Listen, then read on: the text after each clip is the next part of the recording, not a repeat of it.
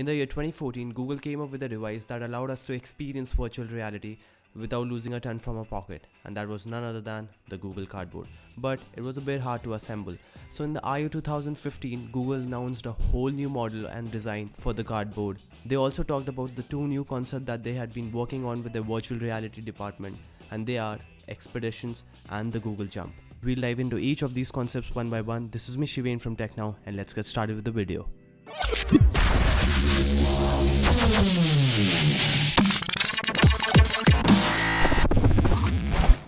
The new cardboardware that Google has introduced has been increased in size diagonally to accommodate screen sizes up to 6 inches. They've also introduced a new input button that will be compatible with almost all the phones. Along with these hardware changes, they've come up with a new development kit that will support both Android as well as iOS platform, and that is what we call neutrality. With the new project Expeditions and the Cardboard, Google has totally changed the way we learn, bringing it to the classroom where the teacher can take its students to anywhere and make them experience anything through virtual reality. So what is it actually? It's just a box that comes with everything: cardboards and phones for the student and a tablet for the teacher.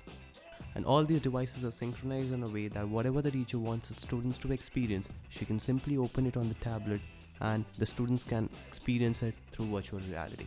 So it is a great step ahead towards a more alive and a practical approach towards learning, and the students are really liking it all over the globe. So the final thing that we're gonna see is the Google Jump, wherein you guys can capture a place in the VR video format and share it in order to let others experience what you actually experienced in the real world. So now it has three parts to it. The first being the camera rig.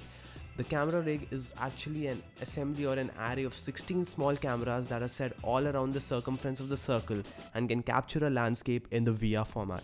So that is what it takes to make a jump ready camera. The second is what they call the assembler, and this is where the Google magic actually starts.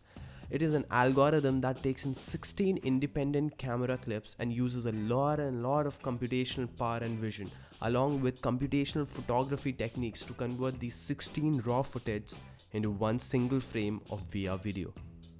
But lastly, the question arises, where is one gonna see these clips from? And that is none other than our favorite YouTube.